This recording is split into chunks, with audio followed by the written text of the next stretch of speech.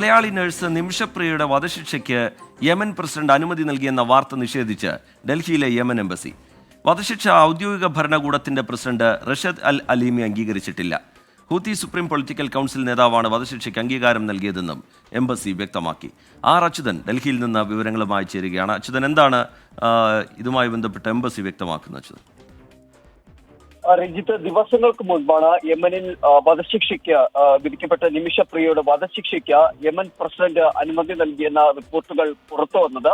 അതിനുശേഷം മറ്റു രാജ്യങ്ങൾ ഈ വിഷയത്തിലേക്ക് അഭിപ്രായം നടത്തുകയും അതുപോലെ തന്നെ ഇന്ത്യ ചില വിശദീകരണം നടത്തുകയും ചെയ്തൊരു പശ്ചാത്തലമുണ്ട്. ഈ സാഹചര്യത്തിലാണ് ഇപ്പോൾ റിപ്പോർട്ടുകൾ നിഷേധിച്ചുകൊണ്ട് ഇന്ത്യയിലെ യമൻ എംബസി പ്രതികരിച്ചിരിക്കുന്നത്. അതായത് ഔദ്യോഗിക ഭരണകൂടത്തിന്റെ പ്രസിഡന്റ് റഷദ് അൽ അലീമി ഈ വധശിക്ഷ അംഗീകരിച്ചിട്ടില്ല എന്നതാണ് ഇന്ത്യയിലെ യമൻ എംബസി വ്യക്തമാക്കുന്നത്. എന്നാൽ അംഗീകാരം നൽകിയത് ഹൂതി സുപ്രീം പൊളിറ്റിക്കൽ കൗൺസിൽ നേതാവ് മെഹ്ദി അൽ മഷാദ് ആണെന്നും വ്യക്തമാക്കുന്നുണ്ട്. കാരണം അവരതിന് ചൂണ്ടിക്കാട്ടുന്ന കാരണം എന്നുള്ളത് നിമിഷപ്രിയ പ്രതിയായ കുറ്റകൃത്യം നടന്നത് ഈ ഹൂതി നിയന്ത്രണത്തിലുള്ള വടക്കൻ യമനിലാണെന്നും നിമിഷ കഴിഞ്ഞ ജയിലും ഈ ഹൂതി നിയന്ത്രണത്തിലാണ് ഉള്ളതെന്നുമുള്ള ഒരു കാരണമാണ് ചൂണ്ടിക്കാട്ടുന്നത്. അതായത് വധശിക്ഷ ഔദ്യോഗിക ഭരണകൂടത്തിന്റെ പ്രസിഡന്റ് അംഗീകരിച്ചിട്ടില്ല എന്ന് ഇപ്പോൾ ഇന്ത്യയിലെ യമൻ എംബസി വ്യക്തമാക്കുകയാണ്. റീജിത്ത്, അച്യുതൻ, ഈ ഹൂത്തി സുപ്രീം പൊളിറ്റിക്കൽ കൗൺസിൽ നേതാവ് അവരുടെ ഈ വധശിക്ഷയ്ക്കുള്ള അംഗീകാരം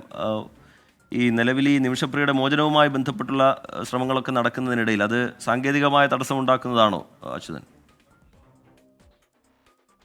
റിജിത്ത്, അതാണ് നിലവിൽ നിയമവിദഗ്ധരും അതുപോലെ തന്നെ യമനിലെ ഇന്ത്യൻ എംബസി ഉദ്യോഗസ്ഥരും പരിശോധിച്ചു വരുന്ന കാര്യങ്ങൾ. കാരണം ഈ വിഷയത്തിൽ ഇന്ത്യ അറിയിച്ചത് എല്ലാവിധ സഹായങ്ങളും നൽകുന്നുണ്ട് എന്നതാണ്. മാത്രമല്ല ഇറാനും ഇതിൽ ഇടപെടാനുള്ള ഒരു താല്പര്യം നേരിട്ട് അറിയിച്ചിട്ടുണ്ട്. അങ്ങനെ ഒരു കൂട്ടായ്മയുടെ കൂടി ഒരു പങ്കാളിത്തം ഈ വിഷയത്തിലേക്ക് വരുന്നുണ്ട്. ആ ഒരു സാഹചര്യത്തിൽ പ്രതീക്ഷ എന്നത് ഇപ്പോഴും നഷ്ടപ്പെട്ടിട്ടില്ല എന്നത് തന്നെയാണ് നമുക്ക് ഈ ഒരു അവസരത്തിൽ പറയാൻ കഴിയുന്നത്.